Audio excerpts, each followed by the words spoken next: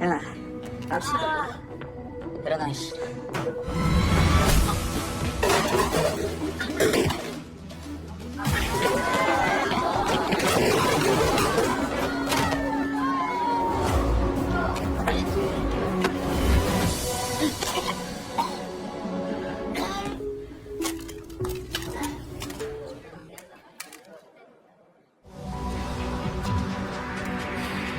Yang kali ini akan membawakan series terbaru 2025 menceritakan tentang dua murid culun yang berubah menjadi algojo yang menghukum seluruh pembuli di Korea. Kalau kalian suka Weak Hero Class, sudah pasti kalian juga akan suka series ini. Vibes-nya sama, tapi jelas dengan alur cerita yang berbeda. Bagaimanakah keseruannya? So, tanpa berlama-lama lagi, siapkan mata, telinga, dan anu-anuan kalian semua. Mari kita nobar dan inilah One High School Heroes.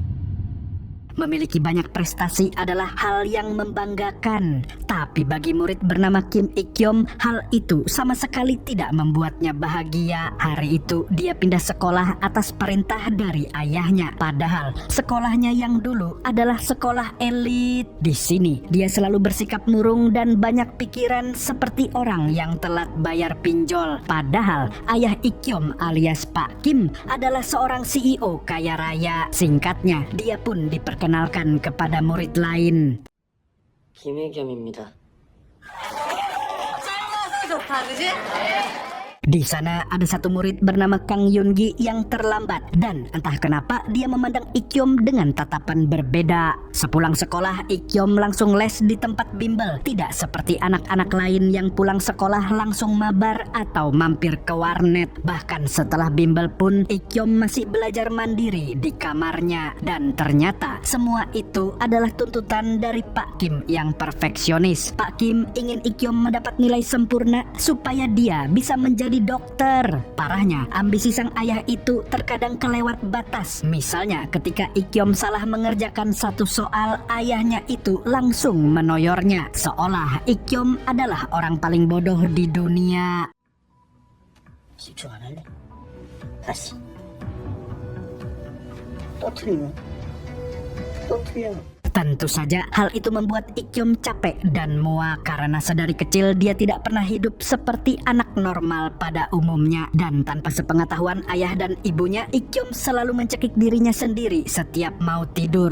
Hal ini dia lakukan dengan harapan bisa melepas semua beban dalam dirinya. Keesokan harinya Ik-kyom berangkat sekolah seperti biasanya, dan sebelum masuk dia menatap langit dan menunggu pesawat lewat. Bukan kayak kita yang nunggu pesawat sambil teriak-teriak minta duit. Ternyata Ik-kyom selalu melakukan ini tiap pagi. Dia selalu membayangkan kalau dirinya bisa bebas terbang seperti pesawat tersebut. Sesampainya di kelas, dia dikejutkan dengan dua preman kelas bernama Hongil dan Jinwoo yang sedang membuli seorang murid. Awalnya Ik-kyom memilih untuk diam dan duduk di bangkunya, namun Hongil tidak sengaja menjatuhkan Walkman kesayangannya, yang mana benda itu adalah hadiah dari mendiang kakak Ik-kyom. Sontak hal ini membuat Ik-kyom marah besar. Apalagi pembulian itu juga membuatnya teringat dengan sang ayah yang selalu melakukan kekerasan padanya. Melihat kemarahan Ik-kyom, Hongil yang tidak terima dibentak itu langsung menghajarnya.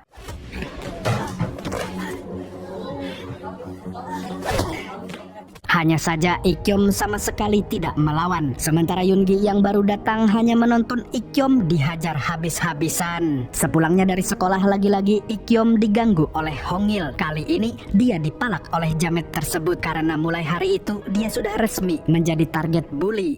내가 톡하면 10초 안에 확인하고 대답해라. 10초 안에 답 안 오면 1초 안 되시겠다. Setelah Ik-kyom pergi, teman Hongil yang bernama Seung Jun menyuruhnya untuk berhenti mengganggu Ik-kyom. Tapi Hongil yang merasa jago tidak mau mendengarkannya. Keesokan harinya, Hongil kembali mendatanginya di kelas dan membulinya terus-menerus. Di sini, Ik-kyom tidak mau memperpanjang masalah sehingga dia pun meminta maaf dan ingin damai. Akan tetapi, Hongil malah merebut Walkman kesayangan Ik-kyom. Ik-kyom lalu meminta secara baik-baik agar Walkman-nya dikembalikan. Namun, si jamet malah seolah menendangnya. Tidak hanya itu, Hongil juga menjatuhkan Walkman tersebut yang seketika Ikyom menjadi kalap dan inilah yang terjadi.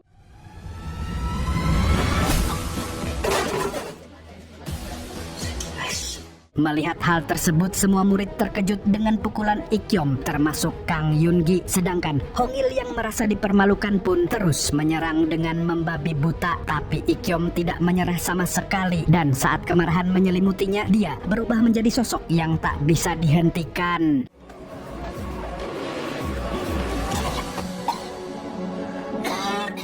Karena tekadnya yang kuat, Ikyom pun mampu mengalahkan Hongil. Tapi di sini Ikyom terkejut karena bisa mengalahkan seonggok preman yang ditakuti di kelasnya.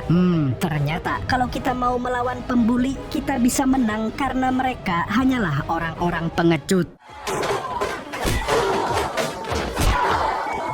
Melihat itu, Yoongi tampak tertarik dan sepulang sekolah dia bertanya apakah Ikyom belajar bela diri. Namun Ikyom berkata kalau dia sama sekali tidak pernah belajar bela diri. Sebelum Ikyom pergi, Yoongi memperingatkannya kalau para gangster sekolah pasti akan marah dan besok dia akan menghadapi mereka semua. Mendengar hal itu, Ikyom sama sekali tidak peduli. Di dalam bus, Ikyom tiba-tiba tersenyum padahal dia selalu murung sebelumnya. Ternyata di lubuk hatinya yang terdalam dia merasa bergairah setelah mengalahkan Hongil. Entah kenapa gelut rasanya lebih menyenangkan daripada belajar. Saking senangnya dia sampai lupa untuk turun dari bus. Alhasil dia pun terlambat masuk bimbel, yang tentu saja dia langsung kena marah ayahnya karena tidak patuh dengan waktu. Di sini kita diperlihatkan dengan fakta bahwa kaya belum tentu bahagia. Sejak kematian kakak Ikyom, keluarga ini seperti diselimuti masalah, terutama ibunya yang tiap hari termenung memikirkan anak sulungnya. Sementara itu Ikyom selalu berhalusinasi seolah kakaknya masih hidup. 형, 이게 진짜야. 진짜 영화. 형. Besoknya di sekolah, Hongil dan Jinwo kembali petantang petenteng di depan Ikyom padahal mereka sudah dipermalukan. Namun Ikyom tidak mau berurusan dengan mereka lagi. Tak berselang lama, Yoongi kembali mendekatinya. Kali ini dia mengatakan kalau lawan Ikyom berikutnya bukan Hongil lagi, tapi Songjun. Di sini Yoongi memberi saran agar berhati-hati karena Songjun adalah anak tinju yang jauh lebih kuat daripada si Hongil tengil. Dan benar saja, saat Ikyom sedang di toilet, Seungjun dan perintilannya datang. Dia lalu memperingatkan agar Ikyom tidak bersikap sok di depan para gangster sekolah. Dia bahkan memaksanya untuk berlutut sebagai bentuk permintaan maaf. Namun karena menolak, Ikyom pun dipukul. Lalu saat Seungjun akan memukulnya lagi, tiba-tiba wali kelas datang. Alhasil Seungjun pun kena semprot. Karena ternyata wali kelas mendapat perintah dari Pak Kim untuk melindungi Ikyom dari masalah, yang mana Ikyom harus fokus belajar apapun yang terjadi. Sepulang sekolah, Ikyom langsung panik karena Walkman pemberian kakaknya hilang. Lalu tak lama kemudian Hongil menelponnya dan memberitahu kalau dia sudah mencuri Walkman tersebut, dan jika ia ingin mendapatkannya lagi maka dia harus menang duel dengan Seungjun. Sontak dia pun langsung bergegas menemui Hongil CS. Yoongi yang tidak mau ketinggalan pun langsung mengikutinya. Di sini dia memberi saran agar Ikyom bertarung dalam jarak yang rapat. Dengan begitu Songjun akan kesulitan dalam memukul. Namun Ikyom yang sudah murka pun tidak mau mendengarkannya. Lalu tanpa menunggu azan maghrib, perduelan pun terjadi.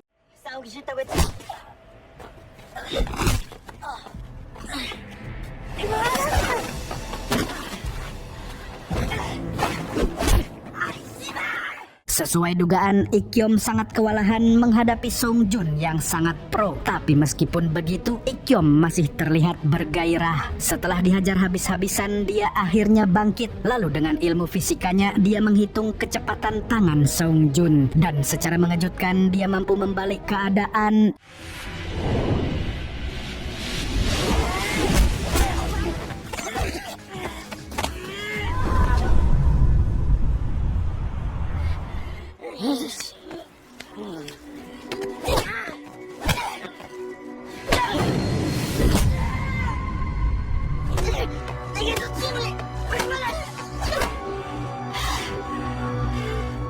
Sampai akhirnya Song Jun yang pro itu pun tumbang. Dengan darah yang masih mengucur dari hidungnya, Ik-yom membuat Hong-il dan Jin-woo ketakutan bukan main. Mereka tidak menyangka sosok yang dikira cupu itu ternyata Suhu. Alhasil, dua kekanak tambuk ini pun mengembalikan Walkman tersebut. Ketika sedang membersihkan lukanya, Ik-yom mendapat pesan dari ayahnya untuk segera ke tempat bimbel. Karena panik, dia pun meminta bantuan Yoon-gi untuk bertukar pakaian. Dan sebelum Ik-yom pergi, Yoon-gi memberi Ik-yom make up untuk menutupi lukanya. Karena dengan begitu, Pak Kim tidak akan curiga. Sesampainya di tempat bimbel, Ik-yom melihat ayahnya yang sedang marah-marah pada guru bimbel. Karena ternyata nilai ujian Ik-yom turun 1 poin dari 100 ke 99. Dan bagi Pak Kim, itu adalah penurunan besar. Apa kabar sama saya yang selalu di bawah KKM? Bisa-bisa disiksa 7 hari 7 malam. Di sisi lain, Ik-yom justru sedang memikirkan pertarungannya dengan Sung Jun yang entah bagaimana menimbulkan gairah lebih besar lagi dalam dirinya. Bahkan saking bergairahnya, hal itu sampai terbawa mimpi. Keesokan harinya, Seung Jun didamprat oleh ketua geng kelas 2 yang bernama Ji Hyuk. Intinya, para gangster sekolah merasa malu karena Seung Jun kalah dari bocah ingusan. Ji Hyuk yang marah pun merendahkan Seung Jun karena yatim dan ibunya minggat tak tahu kemana. Sebenarnya Seung Jun ingin memberontak tapi dia masih berusaha sabar. Setelah menghukumnya, Ji Hyuk menyuruh Seung Jun untuk melukai Ik-yom hingga tak berdaya. Dan kalau ia gagal, maka tentu saja dia akan disiksa oleh seluruh anggota geng.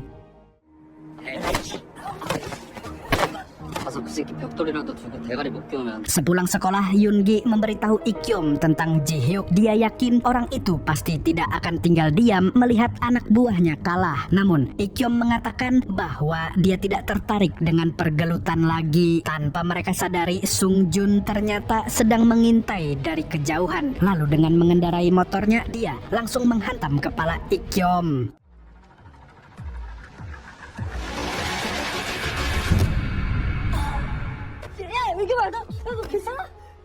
Melihat darah yang mengucur itu, Yoon-gi pun panik dan langsung menelpon ambulans. Sementara Ik-yom yang pingsan mulai bermimpi tentang kakaknya yang memilih pindah alam karena depresi, di mana ayahnya terus memaksanya untuk belajar tanpa henti. Tak lama kemudian dia akhirnya sadar di UGD, dan bukannya istirahat, dia malah ketakutan karena terlambat masuk bimbel. Sontak Yoon-gi pun menyuruhnya untuk rehat dulu. Namun saat akan keluar dari rumah sakit, ayah dan ibunya datang. Di sini, Yoon-gi menjelaskan kalau Ik-yom terluka karena jatuh dari tangga. Mendengar itu, sang ibu sangat mengkhawatirkannya karena luka di kepalanya cukup parah. Tapi di sisi lain, ayahnya masih saja bersikap sinis. Bahkan, di waktu yang mengkhawatirkan ini, dia masih sempat-sempatnya merendahkan Yoon-gi, di mana dia tidak ingin anaknya bergaul dengan murid yang tidak berprestasi. Setelah Yoon-gi pamit, Pak Kim lagi-lagi bersikap di luar Nurul. Dia mengatakan bahwa besok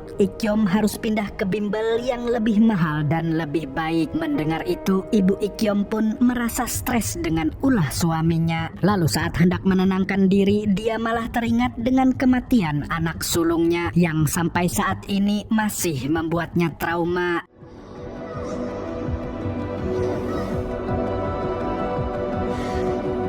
Di sisi lain, Sung Jun, Hong-il, dan Jin-woo sedang berada di luar rumah sakit. Ternyata mereka juga khawatir kalau Ik-yom tewas, karena jelas itu artinya mereka akan masuk penjara. Untuk memastikan, Sung Jun pun masuk ke rumah sakit dan menghampiri ibu Ik-yom. Dia lalu bertanya bagaimana kondisi Ik-yom saat ini, dan ketika mendengar bahwa Ik-yom baik-baik saja, Seung Jun pun sedikit lega. Namun dia tetap merasa bersalah karena telah melakukan tindakan yang pengecut. Sementara itu, ibu Ik-yom justru tampak kasihan dengan Seung Jun yang terluka di bagian wajahnya. Dia pun menyuruhnya untuk berobat terlebih dahulu agar ibunya tidak khawatir. Mendengar kata ibu, Seung Jun yang yatim pun langsung berkaca-kaca ingin menangis. 엄마가 걱정하시겠다. 죄송합니다. Sementara itu kita kemudian diperlihatkan dengan Yoongi yang mendatangi rumah sakit lain. Rupanya dia menjenguk sahabatnya yang ternyata sudah koma selama 1 tahun. Entah apa yang terjadi, tapi Yoongi tampak menyimpan dendam kesumat. Di sisi lain, Ikyom sudah pulang ke rumah. Di sini ibunya meminta maaf karena tidak memberikan perhatian yang cukup kepadanya. Namun Ikyom malah menjawab bahwa ibunya tidak perlu memperhatikannya. Lagi pula dia akan tetap stres gara-gara ayahnya. 엄마가 미안해. 저 공부해야 돼요. Lalu saat larut malam, Ikyom kembali mencekik lehernya sendiri dan dia merasa bahwa hidupnya tidak berarti lagi. Tapi keesokan harinya dia kembali berangkat sekolah yang artinya dia masih menyimpan secercah harapan untuk terbang. Seperti pesawat yang selalu dia pandangi setiap pagi. Di sekolah, Ikyom mendatangi Seungjun dan berkata bahwa dia tidak ingin gelut lagi. Dia ingin berdamai agar bisa fokus belajar dan menjaga nilainya. Seungjun yang merasa bersalah pun terdiam. Dia masih ragu untuk meminta maaf kepada Ikyom. Kemudian setelah Ikyom pergi, Seungjun, Hong-il dan Jinwoo kembali dipanggil Ji-hyuk ke atap sekolah. Dan tentu saja mereka kembali dihukum karena tidak bisa mengendalikan Ikyom. Walaupun Seungjun terus-menerus dihajar, dirinya tetap tidak mau melibatkan Ikyom. Sontak hal itu membuat Ji-hyuk akhirnya turun tangan sendiri dan langsung mendatangi Ikyom di kelasnya. Dia lalu mengancam Ikyom untuk datang ke atap sekolah karena jika tidak maka teman-teman kelasnya akan terluka. Merasa tidak ada pilihan lagi, Ikyom dan Yoongi pun menuruti kemauannya. Di atap sekolah, Ikyom tidak mau gelut dan langsung meminta maaf pada Ji-hyuk CS. Dia juga berjanji tidak akan mengusik mereka. Mendengar perkataan itu, Ji-hyuk masih belum puas dan menyuruh Seungjun untuk menghajarnya. Namun kali ini Seungjun berani menentang perintah tersebut hingga akhirnya Ji-hyuk pun ngamuk dan langsung menghajar Seungjun.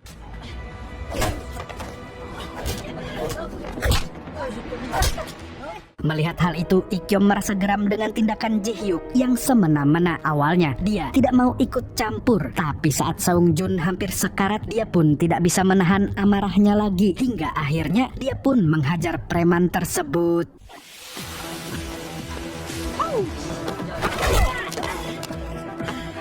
Sialnya, Ji-hyuk bermain licik dengan tongkatnya sampai membuat Ikyom kewalahan. Tapi di saat yang sama, Seungjun bangkit untuk membantunya. Dia melakukan ini agar bisa menebus kesalahannya pada Ikyom. Berkat Seungjun, Ikyom pun bisa membalik keadaan lagi. Dan tanpa basa-basi, dia langsung menghajar Ji-hyuk dengan pukulan combo milik Seungjun.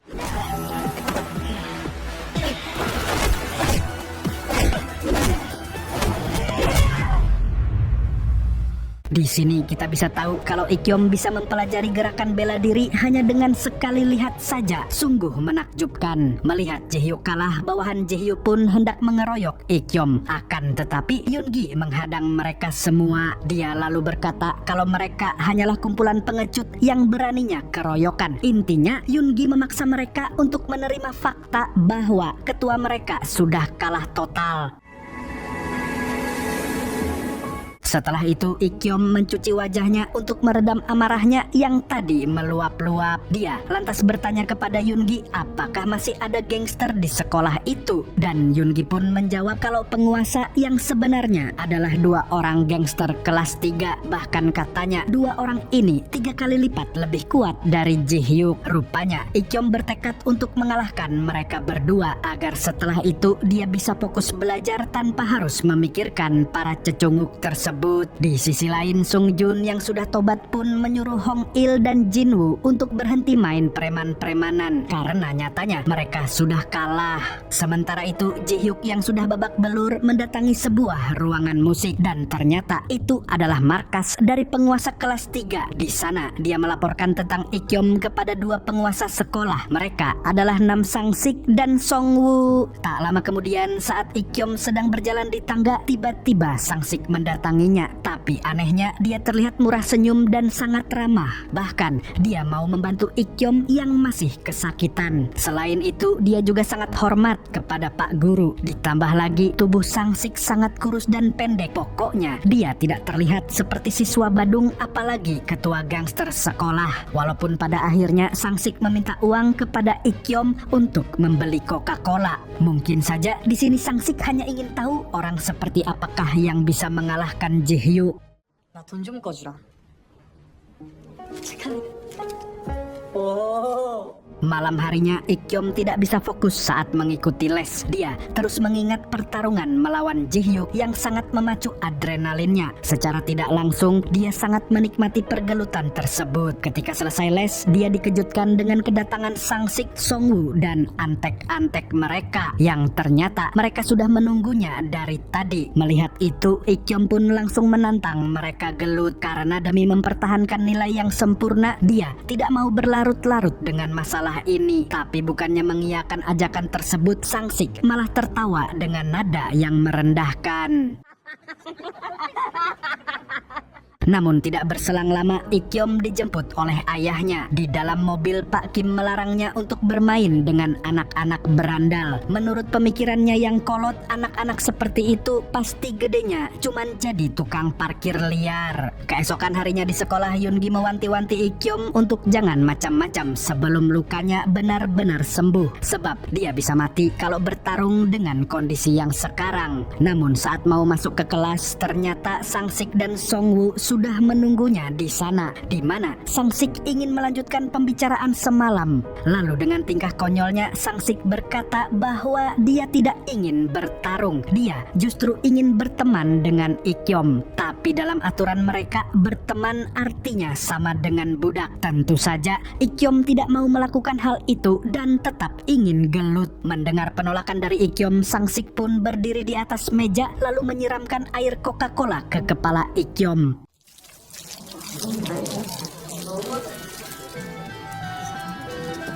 Sebenarnya dia ingin melawan tapi memilih untuk menahan diri atas saran dari Yoongi. Lalu di hari Minggu yang tidak cerah-cerah amat, keluarga besar Ikyom berkumpul di rumah kakeknya, di mana kakeknya adalah orang yang sangat tegas dan saklek persis seperti Pak Kim. Ini adalah definisi buah jatuh sepohon-pohonnya. 경쟁 좀 무섭다고 그 좋은 학교 놔두고 그저 양아치들이 덕심 그린다는 그 뚱뚱하게 해버려.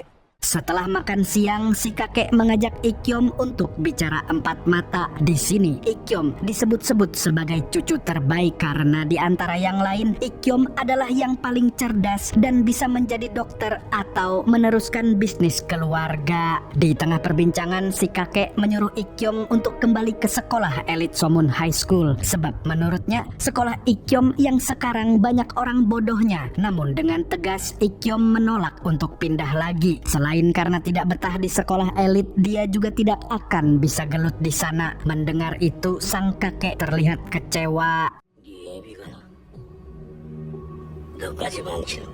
Setelah perbincangan itu, Ikyom kembali berhalusinasi melihat kakaknya di ujung kolam renang. Dan secara tidak sadar, Ikyom berjalan ke arah sang kakak hingga akhirnya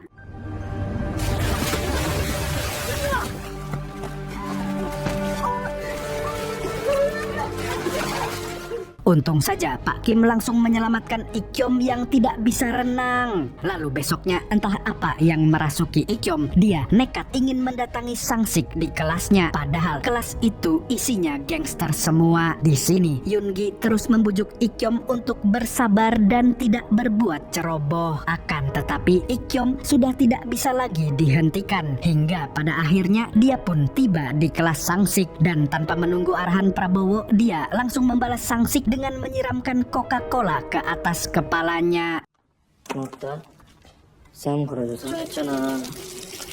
네가 나한테 싸움 안 걸까봐. Meskipun sudah dipermalukan, Sangsik memuji Ikyom yang berani membalas perlakuannya karena dari dulu tidak ada satupun orang yang berani melakukan itu. Lalu sambil tersenyum licik, dia mengajak Ikyom untuk berduel di tempat lain. Singkatnya, kedua belah pihak kini sudah berada di ruangan musik untuk menyelesaikan semuanya. Di sini, Sangsik mengajak Ikyom untuk bergabung dengan gengnya. Namun tentu saja tawaran itu langsung ditolak mentah-mentah. Mendengar penolakan itu, itu kesabaran Sang-sik pun habis dan tanpa basa-basi lagi mereka berdua langsung berduel.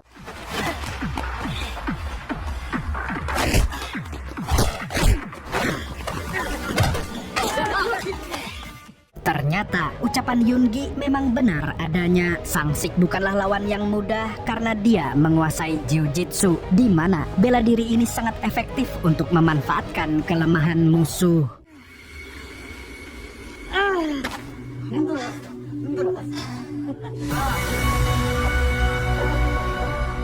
Setelah bertahan mati-matian, Ikkyom yang memang sudah terluka dari awal akhirnya pingsan setelah dipiting Sang-sik. Setelah mengalahkan Ikkyom, Sang-sik masih belum puas dan masih ingin gelut. Dia pun menantang Yoongi yang sejak awal tidak pernah kelihatan gelut. Dia pikir anak ini hanyalah anak cupu yang banyak bacot. Namun saat Yoongi sudah siap membrutal, Ikkyom tiba-tiba bangkit dan menantang Sang-sik untuk baku hantam lagi.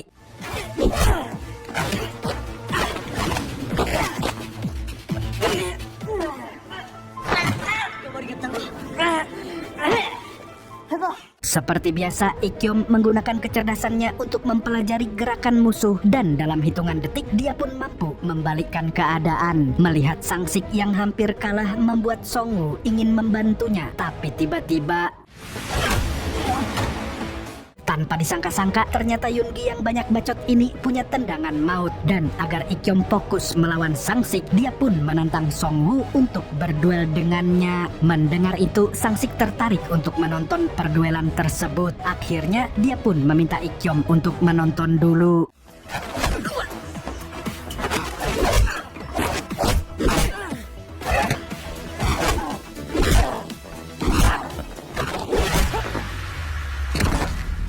Tapi ternyata tontonan itu hanya berlangsung 30 detik saja karena Yoongi berhasil melibas Songwoo, salah satu orang terkuat di sekolah itu. Sang-sik yang melihat temannya kalah pun semakin beradrenalin. Dia mengajak Ikkyom melanjutkan perduelan mereka, namun kali ini Ikkyom sudah hafal dengan semua teknik Sang-sik. Alhasil ketua gangster itu pun kewalahan.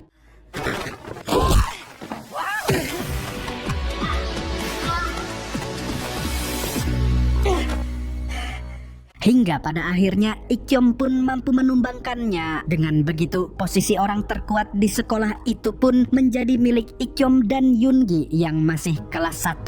Di sisi lain, ibu Ikkyom terlihat sedang mengunjungi psikolog. Di sini, sang ibu mengaku sudah depresi selama 1 tahun sejak anak pertamanya meninggal. Sampai sekarang dia masih tidak percaya dengan hal itu. Awalnya dia mengira bahwa anaknya cuma pindah ke Nganjuk, ternyata malah pindah alam. Sementara itu, Ikkyom kini ketagihan dengan pergelutan. Hal ini dikarenakan emosi negatif yang selama ini terpendam secara perlahan bisa dia keluarkan lewat gelut. Oleh karena itu, Ikkyom terus berolahraga dan melatih ilmu bela diri yang dia pelajari dari teknik tinju Seungjun dan teknik jiu-jitsu milik Sang-sik. Namun karena hal inilah Ikkyom tidak bisa lagi fokus belajar yang membuatnya dimarahi oleh guru lesnya. Karena tak mau urusannya panjang, dia pun memilih untuk minggat. 야, 여기요. Tentu saja, Pak Kim marah besar dengan kelakuan anaknya. Dia pun menyuruh Ikkyom untuk kembali ke tempat les bimbel. Tapi kali ini Ikkyom tidak menurut dan berusaha mendebat ayahnya dengan mengatakan kalau dia ingin belajar sendiri saja. Mendengar bacotan anaknya, Pak Kim yang keras kepala pun tidak setuju. Dan mau tak mau, Ikkyom harus menuruti perintahnya. Tak lama kemudian dia bertemu dengan Yoongi yang ingin bicara empat mata. Di sini, Yoongi mengajaknya untuk memerangi para pembuli di sekolah lain karena di sekolahnya sekarang semua pembuli sudah ditaklukkan. Dia lalu memperlihatkan sebuah video di mana seorang siswa bernama Namyup yang dengan kejamnya menindas siswa culun. Melihat hal itu, Ikkyom merasa tidak asing karena Namyup adalah seniornya di Somun High School. Tidak cuma membuli, Namyup juga sering mencuri PR atau karya murid lain agar bisa mendapat penghargaan. Dan agar tindakannya tidak merajalela, Yoongi mengajak Ikkyom untuk memukulinya sampai tobat. Namun sayangnya Ikkyom menolak ajakan itu karena terlalu beresiko. 너 미쳤냐? 죽고 싶냐?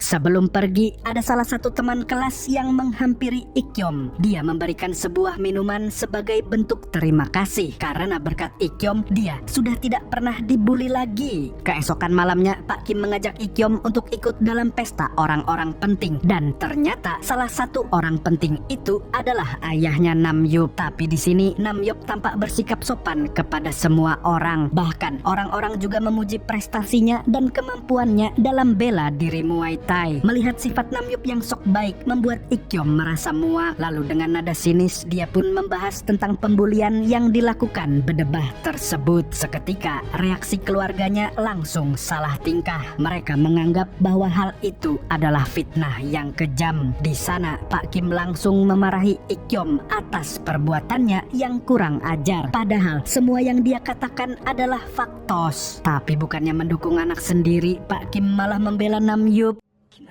똑같은 사람이 되기 싫다고요. 김학영! 형처럼 됐으면 좋겠어요. Mendengar perkataan ayahnya, Ikyom pun merasa mual dan ingin muntah di mukanya. Setelah itu dia pergi ke rumah Yoongi, lalu dengan lantangnya dia bersedia untuk menjadi pahlawan bagi murid-murid lemah. Singkatnya, setelah beberapa hari Namyup dan komplotannya kembali membuli murid lemah. Namun tak berselang lama datanglah dua orang bertopeng merah yang ternyata mereka adalah Ikyom dan Yoongi. Melihat kedatangan mereka, Namyup pun tertawa dan menganggap mereka badut karena kostumnya yang kampungan. Tapi sedetik kemudian pertumpahan darah pun terjadi.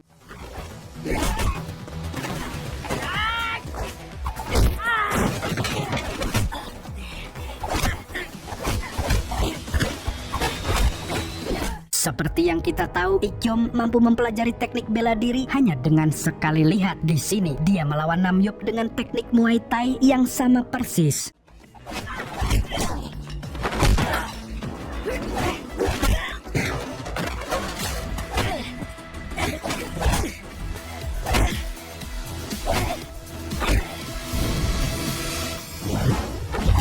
Hingga akhirnya dia dan Yoongi bisa mengalahkan para bedebah itu. Setelah menang, Yoongi menyuruh Namyup untuk meminta maaf kepada murid yang dibuli. Dan karena sudah tidak berdaya, dia pun akhirnya menuruti perintah itu. Kemudian Yoongi mengatakan pada korban bully Namyup bahwa dia harus membalas dendam juga. Lalu setelah memberanikan diri, murid culun ini pun langsung menerjang Namyup.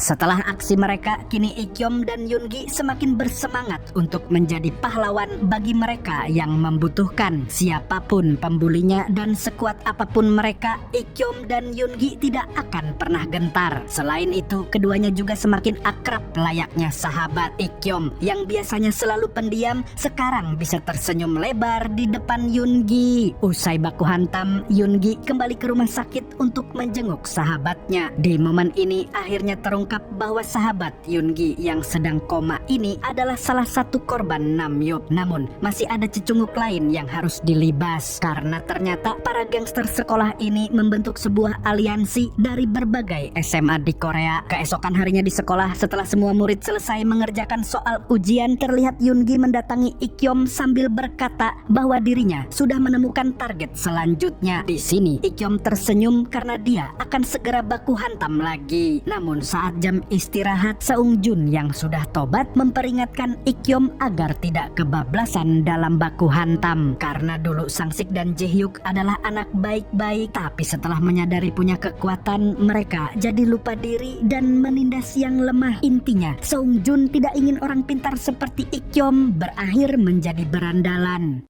주먹이 세다는 걸 알고부터 유치해지는 거지. 너까지 유치한 놈 될까봐 걱정되죠.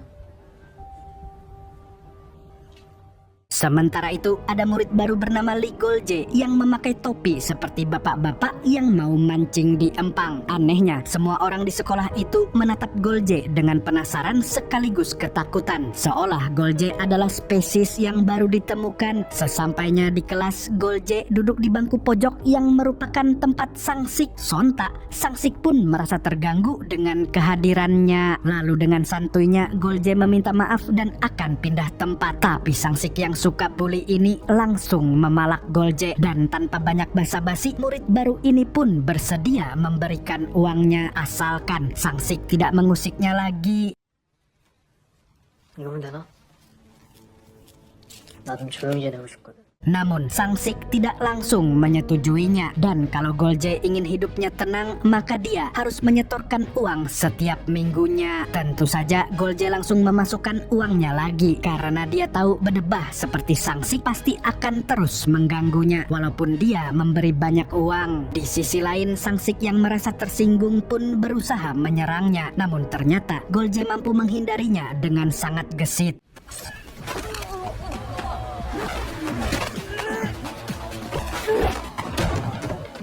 Dan yang paling mengejutkan adalah dia mampu menumbangkan Sangsik tanpa perlu memukulnya. Merasa dipermalukan, Sangsik pun menyuruh Hongil untuk mengadu domba antara Ikyom dan Golje. Hal ini dia lakukan karena tidak mau malu sendirian. Singkatnya, Hongil berhasil menghasut Ikyom dan Yoongi. Intinya dia mengatakan kalau Golje datang ke sekolah itu untuk menjadi penguasa baru. Tanpa pikir panjang, mereka berdua pun bertemu dengan Golje di atap sekolah. Dan sebagai orang yang tidak suka pergangsteran, Ikyom menantangnya berduel, di mana jika kalah Golje tidak boleh menindas murid lain. Mendengar itu, Golje pun berkata kalau dia tidak punya niat untuk menindas orang. Bahkan dia sengaja pindah ke sekolah ini untuk fokus belajar. Tapi Ikyom tetap tidak percaya hingga akhirnya dia pun memutuskan untuk menyerang duluan.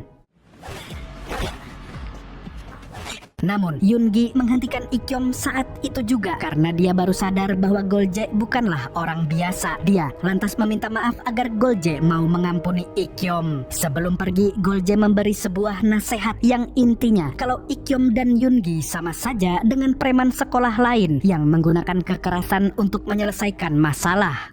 주먹 쓰는 놈들은 항상 끝이 좋지 않더라.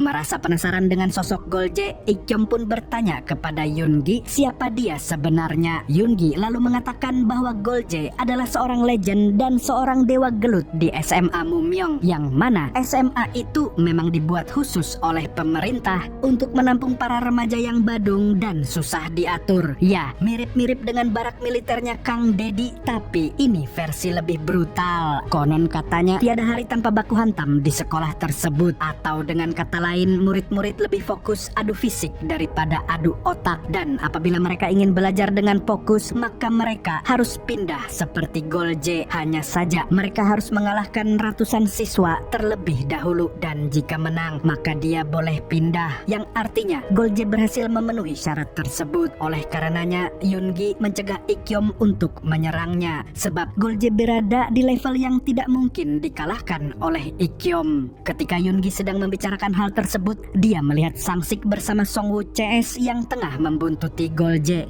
Di sini, Golje yang sadar pun memancing mereka ke tempat yang sepi. Dia lalu memperingatkan Sangsik CS untuk menyerah saja. Namun, Sangsik yang harga dirinya sudah diinjak-injak tidak mau mendengarkan dan langsung menerjangnya. 다 들어오면 죽는다.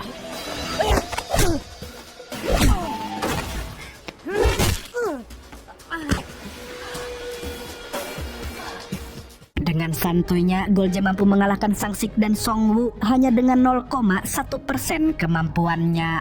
Di lain pihak, Yoongi ternyata diam-diam merekam pergelutan tadi. Dia lalu mengancam akan melaporkan Golje kepada guru. Tapi jika Golje mau berada di pihaknya, maka Yoongi akan menghapus video tersebut. Mendengar itu, Golje pun setuju. Yang penting dia bisa lulus sekolah dengan tenang. Di tempat les, Ikyom terlihat semakin tidak fokus sebab dirinya terus teringat dengan perkataan Golje. Dia mulai bertanya-tanya apakah dia masih layak disebut sebagai orang baik. Lalu saat pulang ke rumah, Ikyom semakin dibuat stres karena dia ditampar oleh Pak Kim. Karena ternyata nilai Ikyom semakin menurun gara-gara tidak fokus.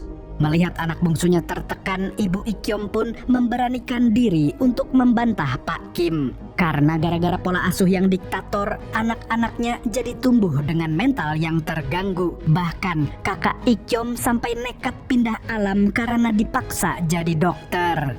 Beberapa jam kemudian kita diperlihatkan dengan gangster sekolah lain bernama Gyun, di mana dia dan komplotannya sedang menindas murid lemah.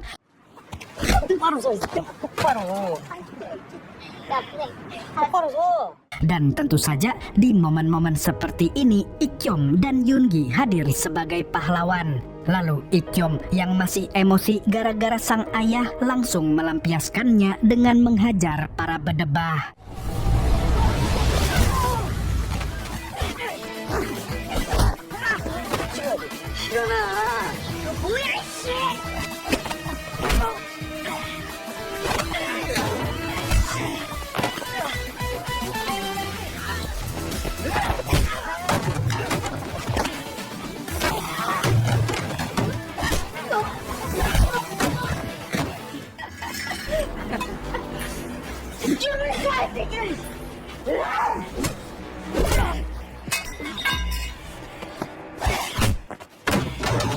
Karena emosinya yang semakin meledak-ledak, Ikkyom pun kalap dan hampir saja membunuh Gyun.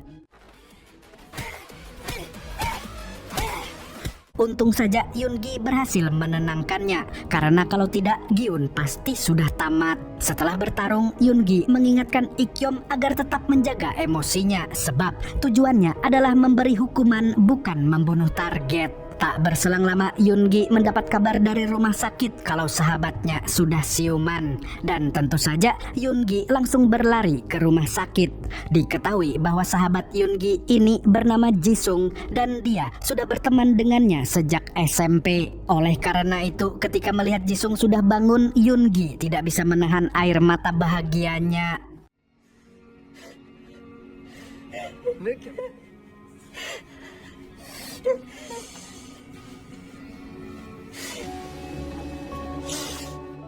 Usai menjenguk sahabatnya, Yoongi bertekad untuk membalas dendam kepada dua orang lagi. Mereka adalah penyebab Jisung koma selama 1 tahun. Keesokan harinya kita diperkenalkan dengan seorang murid plontos bernama Choi Kisu yang sedang berangkat sekolah.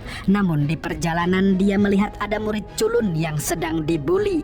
Di sini murid itu tampak meminta tolong kepada Kisu, tapi Kisu tidak langsung menolongnya. Dia justru memberikan sebuah pulpen dan menyuruh murid culun itu untuk melawan dan menusuk para pembuli.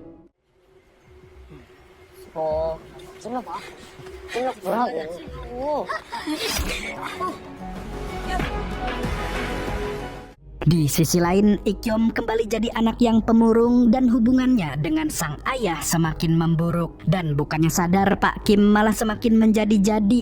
Dia ingin membuat aturan yang jauh lebih keras. Selain itu, dia juga menyuruh Ikkyom untuk menyerahkan Walkman-nya. Yang tentu saja hal itu langsung membuat Ikkyom marah, karena baginya Walkman tersebut adalah tempat pelarian. Kemudian Ikkyom juga berkata kalau kakaknya mati gara-gara tekanan dan ekspektasi, atau dengan kata lain ayahnya lah yang membunuh sang kakak.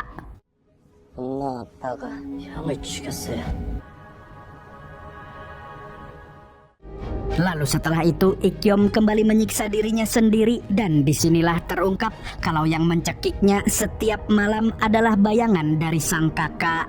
Di tengah rasa tertekan dan emosi yang tidak stabil, Ikkyom kembali diajak untuk menyerang pembuli di sekolah lain. Namun sialnya mereka justru masuk ke dalam jebakan, karena target mereka yang bernama Gunju sudah diwanti-wanti oleh Gyun dan Namhyuk. Dan yang mengejutkan adalah mereka merupakan satu aliansi. Alhasil Ikkyom dan Yoongi pun dikepung oleh para jamet bersenjata. Tapi tentu saja mereka berdua sama sekali tidak gentar.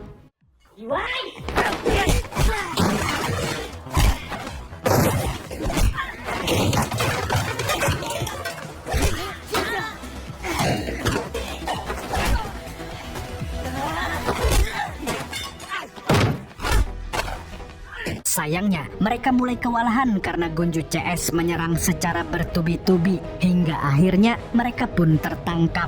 Dan untuk pertama kalinya identitas mereka diketahui oleh musuh. Di sini Gunju ternyata mengenali wajah Yoongi karena di sekolah lamanya Yoongi dan Jisung adalah korban bully Gunju, Namhyuk dan anggota aliansi lain. Gunju lantas memberitahu Ikkyom kalau dia hanya dimanfaatkan oleh Yoongi karena sejak awal misi Yoongi bukanlah membela murid lemah melainkan untuk balas dendam pribadi.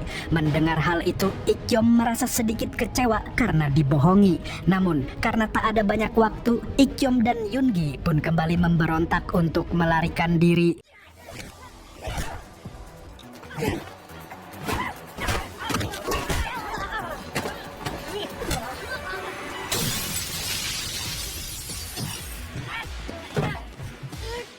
Untung saja Sung Jun tidak sengaja lewat sana dan langsung membonceng mereka berdua dengan motor PCX-nya.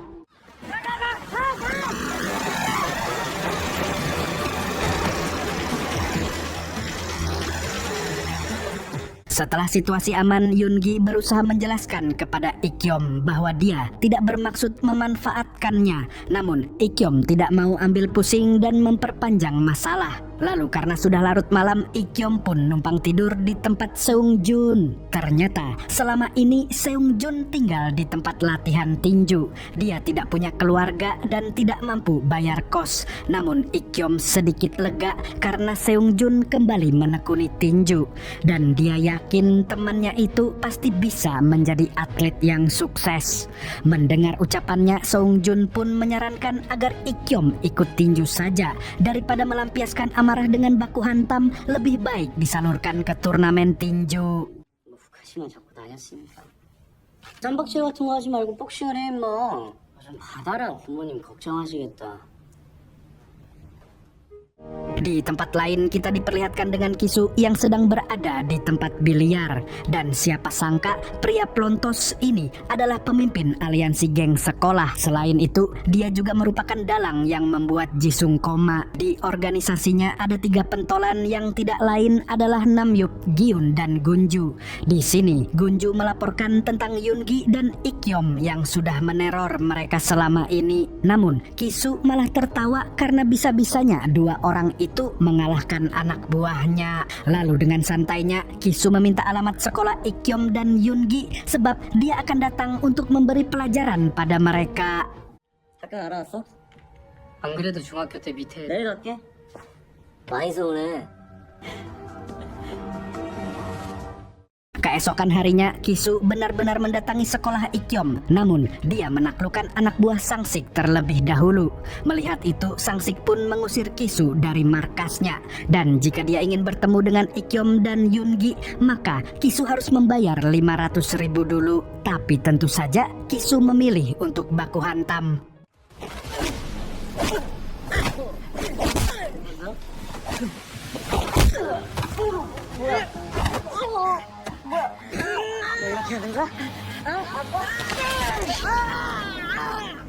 Tidak disangka-sangka ternyata Kisu menguasai taekwondo dan mampu mematahkan kaki Sangsik dengan mudah. Bahkan bisa dibilang kemampuan gelutnya 11-12 dengan gol J. Setelah itu anak buah Sangsik langsung berlari ke kelas 1 untuk memberitahu Ikkyom dan Yoongi. Mendengar kedatangan Kisu, mereka berdua pun buru-buru pergi ke markas Sangsik. Di sana tanpa banyak bacot, Ikkyom langsung menantang Kisu untuk bertarung dengannya. Akan tetapi Yoongi mencegah hal itu karena semua ini adalah urusannya.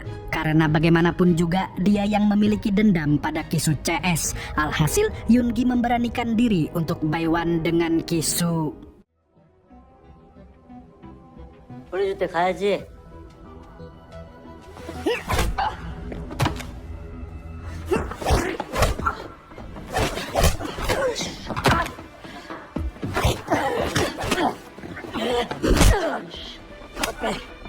어때? 옛날 생각 좀 나지? Tapi sialnya Kisu mampu membuatnya tumbang dengan mudah. Melihat sahabatnya dikalahkan, Ikkyom pun tidak tinggal diam dan langsung menyerang Kisu.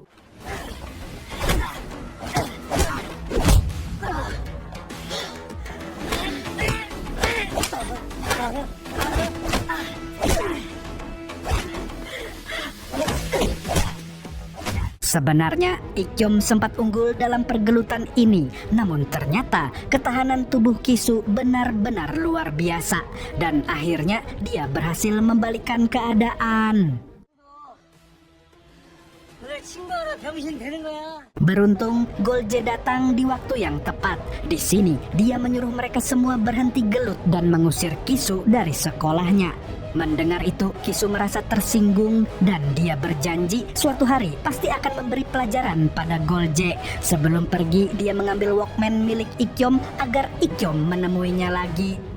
Sementara itu, Ikyom yang tak sadarkan diri pun kembali bermimpi tentang masa lalunya. Ternyata saat kakaknya masih hidup, Ikyom sering dicekik ketika malam. Karena saat itu kakaknya mulai tidak waras gara-gara dipaksa belajar terus-menerus. Namun Ikyom tahu kalau kakaknya tidak mungkin berniat membunuhnya.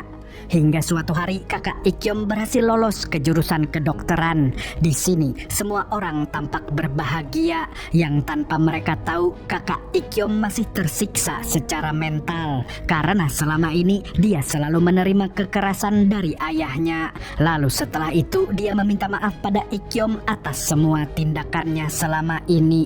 Dia berharap Ikyom bisa tumbuh menjadi anak yang lebih baik darinya. Kakak Ikyom kemudian memberikan hadiah Walkman. Namun siapa sangka itu adalah hari terakhir Ikyom melihat sang kakak.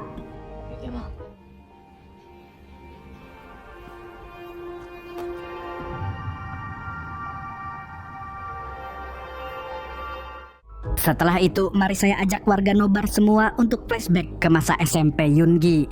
1 tahun yang lalu, Yoongi dan Jisung ternyata satu sekolah dengan Kisu yang masih punya rambut. Saat itu, dia dan teman aliansinya membuli Yoongi dan Jisung karena mereka berdua berhasil mengalahkan preman kelas 2.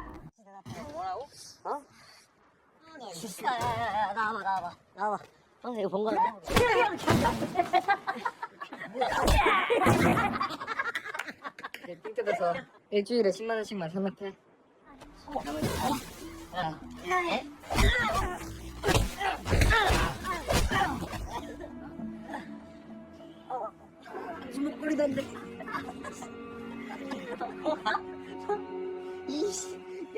Kisu yang melihat kemampuan serta keberanian mereka akhirnya menawari keduanya untuk bergabung dengan gengnya. Akan tetapi Jisung dengan tegas menolak ajakan tersebut, yang tentu saja hal itu membuat para kelas 3 itu semakin kejam pada mereka. Hingga suatu hari Yoongi dibebaskan karena dia memberikan semua uang sakunya. Di sini dia sebenarnya tidak mau meninggalkan Jisung, namun Jisung menyuruhnya untuk pulang saja. Saat turun dari atap gedung, Yoongi berjalan dengan gelisah karena khawatir akan terjadi apa-apa kepada sahabatnya. Dan ketika dia mau kembali ke atap lagi, Kisu CS ternyata sedang mempermainkan Jisung di tepi atap. Yang naasnya, pegangan mereka meleset dan membuat Jisung terjatuh dari ketinggian 70 meter.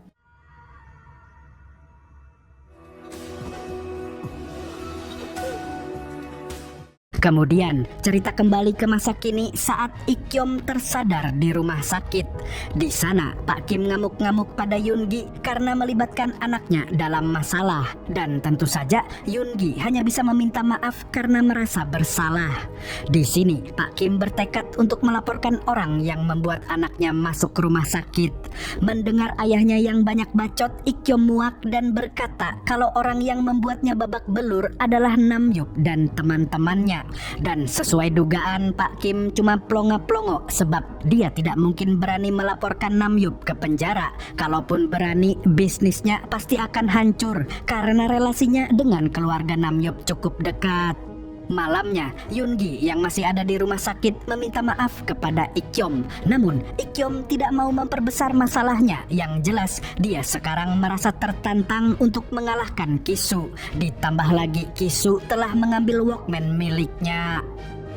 Keesokan harinya, Yoongi terus berpikir bagaimana cara menghentikan Ikyom yang ingin kembali menantang Kisu. Lalu tak berselang lama, dia melihat Pak Kim berada di sekolah. Dan ternyata dia baru saja mengurus surat pindah karena Ikyom akan dibawa ke Amerika. Sepulang sekolah, Yoongi kembali menjenguk Jisung yang sedang pemulihan. Di sana, dia meminta maaf karena dulu tidak bisa menolongnya. Namun Jisung malah berkata jika Yoongi sama sekali tidak berbuat salah apapun kepadanya. Dia juga ingin agar Yoongi berhenti menyalahkan diri sendiri. Mendengar hal tersebut membuat Yoongi merasa sedikit lega, tetapi dirinya pun masih kepikiran dengan Ik-yeom dan takut anak itu berbuat nekat. 네가 경찰서 다니면서 다 진술하고 그랬다면서 네가 진술해둔 게 있어서 해볼 만한가 봐. 고맙다 윤기야.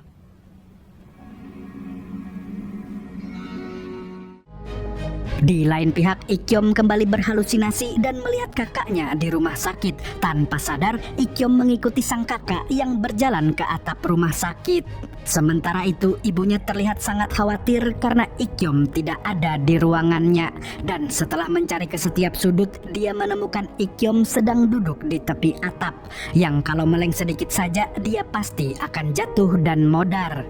Sontak, ibu Ik-yeom pun menangis dan memohon agar Ik-yeom tidak bernasib sama seperti kakaknya. 엄마한테 와. 흑염아. 흑염아, 엄마가 미안해. 네 아빠가 심하다는 거 다 알면서도 엄마 욕심이 과했어. 흑염아. 너무 버거워요.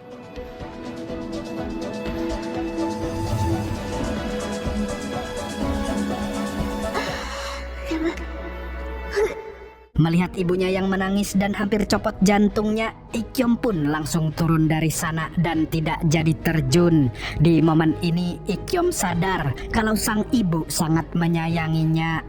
Setelah kembali ke ruangan, dia kembali dibuat kesal oleh ayahnya, di mana Pak Kim ternyata sudah mengurus surat pindah tanpa memberitahunya terlebih dahulu.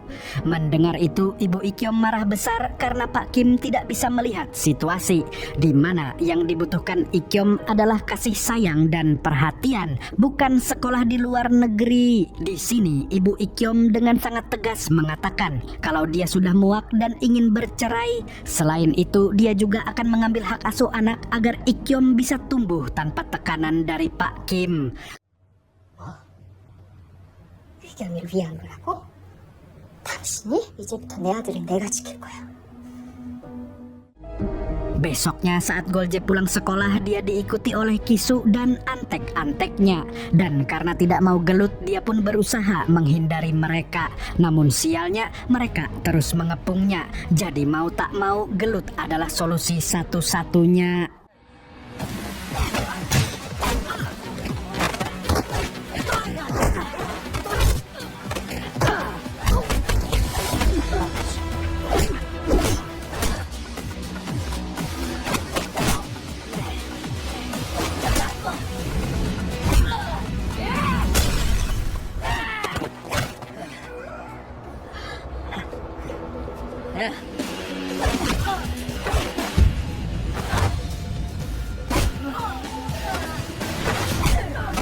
Setelah mengalahkan belasan jamet, Golje dihadang oleh Kisu. Dan ternyata Kisu memang sengaja membuat Golje lelah agar bisa mengalahkannya. Tidak hanya itu, tangan kiri Golje kini sudah cedera. Tapi dengan kondisi yang terluka sekalipun, Golje tetap sangar dan tidak mudah dikalahkan.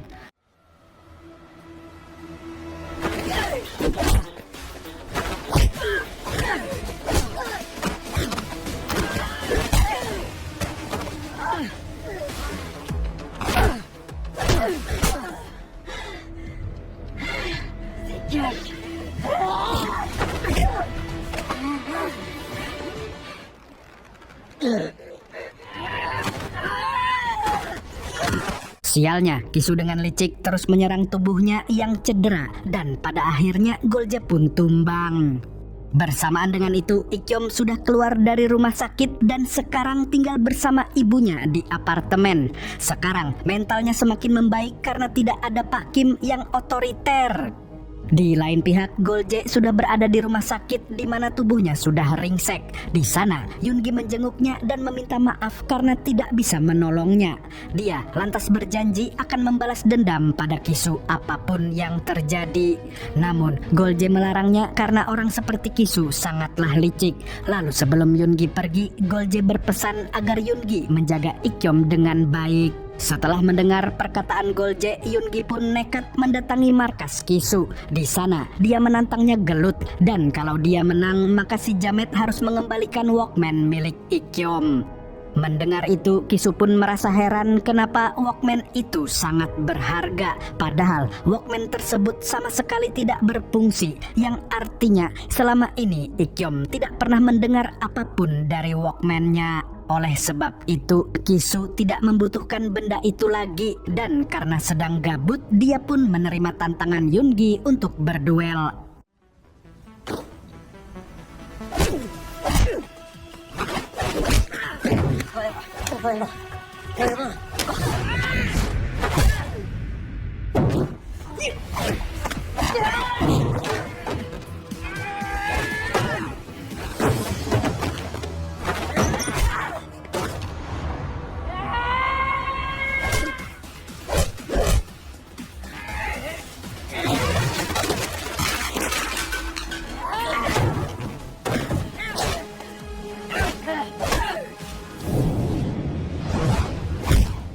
Meskipun Yoongi kalah telak, tapi Kisu tetap mengembalikan Walkman rusak itu. Lagi pula, dia mau diajak gelut karena sedang gabut.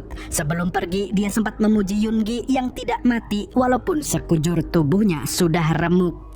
Di waktu yang sama, Ikyom dan ibunya kembali dihadapkan dengan masalah. Kali ini, ayah dan kakeknya membawa polisi dan dokter ke apartemen sang ibu. Intinya, mereka menuduh ibu Ikyom masih mengidap depresi sehingga tidak memenuhi syarat untuk merawat anak. Oleh karena itu, Ikyom harus ikut dengan ayahnya dan pindah ke Amerika. Mendengar itu, ibu Ikyom pun menelpon pengacara dan psikolognya untuk membuktikan bahwa dia layak untuk merawat Ikyom. Tapi untuk saat ini, Ikyom terpaksa harus ikut dengan ayah dan kakeknya, yang tentu saja hal tersebut membuatnya sangat marah. Di perjalanan menuju bandara, Ikyom terus diceramahi oleh kakeknya. Namun, dia sama sekali tidak mendengarkan. Lalu tak lama kemudian, dia mendapat kabar dari Yoongi yang berhasil mendapatkan kembali Walkman miliknya. Seketika, Ikyom pun memutuskan untuk kabur saat mobil berhenti di lampu merah. Tentu saja, hal ini membuat ayah dan kakeknya kecewa. Mereka juga bertanya-tanya apa yang membuat Ikyom berubah menjadi anak yang tidak patuh. Singkatnya, Ikyom akhirnya bertemu dengan Yoongi yang sudah babak belur. Sambil meminta maaf, Yoongi mengembalikan Walkman-nya yang ternyata sudah dia perbaiki. Sebelum pergi, Yoongi mengucapkan salam perpisahan sebelum Ikyom pindah ke Amerika. 그리고 그 유튜브 보니까 간단한 거더라. 갈게. Setelah Yoongi pergi, Ikyom kemudian mendengarkan Walkman tersebut dan untuk pertama kalinya dia mendengar musik dari Walkman itu. Hatinya pun merasa tenang sekaligus mulai ikhlas dengan kepergian sang kakak. Keesokan harinya saat Yoongi akan masuk ke sekolah, dia tiba-tiba dipanggil oleh Pak Kim. Rupanya Pak Kim mengira kalau Ikyom menginap di rumah Yoongi. Tentu saja Yoongi terkejut bukan main karena dia berpikir kalau Ikyom sudah terbang ke Amerika. Dan tidak disangka-sangka ternyata Ikyom saat ini sedang berdiri di depan gerbang sekolah Kisu. Dia melakukan ini untuk mengakhiri pembulian di kota tersebut sekaligus membantu Yoongi balas dendam. Melihat itu, Kisu pun sama sekali tidak menyangka kalau Ikyom akan senekat ini. Akhirnya, dia mengajaknya untuk berduel di tempat yang sepi. Akan tetapi, Ikyom menolak dan ingin bertarung di depan semua orang. Agar saat dia menang, semua orang akan sadar kalau Kisu bukanlah siapa-siapa. Merasa tertantang, Kisu pun setuju dan tanpa basa-basi lagi, pergelutan pun dimulai.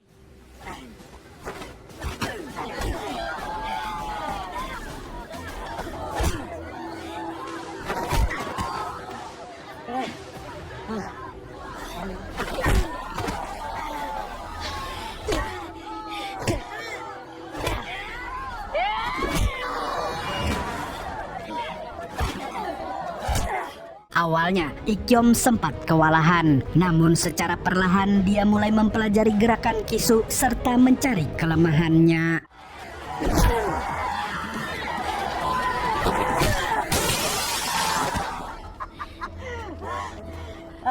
Sayangnya, hal itu tidak cukup untuk menumbangkan Kisu yang punya stamina kuda. Tapi di tengah keterpurukannya, Ikyom terus mengingat perlakuan sang ayah yang kembali membangkitkan adrenalinnya.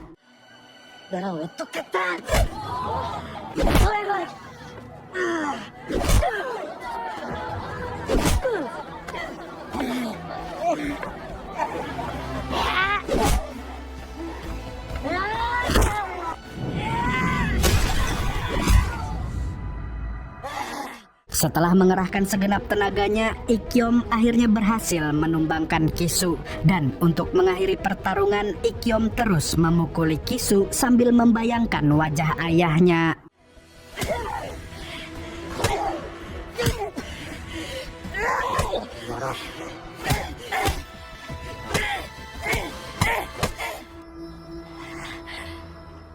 Lalu saat akan mematahkan kaki Kisu, Pak Kim dan Yoongi datang untuk menghentikannya. Namun, Ikyom tidak memperdulikan mereka, karena mulai hari ini dia bertekad untuk menjadi manusia yang bebas dan tidak terkekang oleh aturan ayahnya lagi. Alhasil, dia pun tetap mematahkan kaki Kisu. Kemudian, Ikyom berkata kepada ayahnya bahwa dia menjadi brutal karena didikan ayahnya yang salah. 왜 이러는 거야, 왜? 이유를 물어보시네요.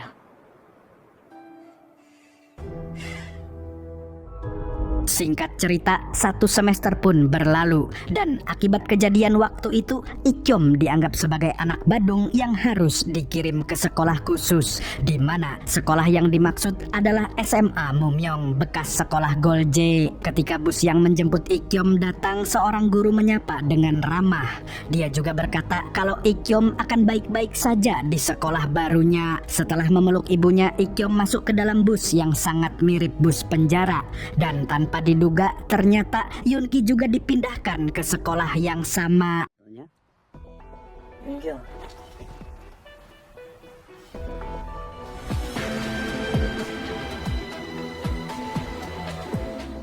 Sesampainya di tujuan, guru yang ramah tadi tiba-tiba berubah menjadi brutal, di mana dia menghajar para murid yang tertidur di dalam bus. Setelah keluar dari bus, Ikyom terkejut bukan main karena SMA itu terlihat seperti penjara untuk penjahat kelas kakap.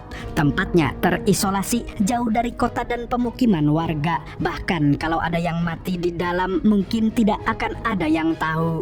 Dan untuk 2 tahun ke depan, dia harus menjalani kehidupan brutal di sekolah tersebut.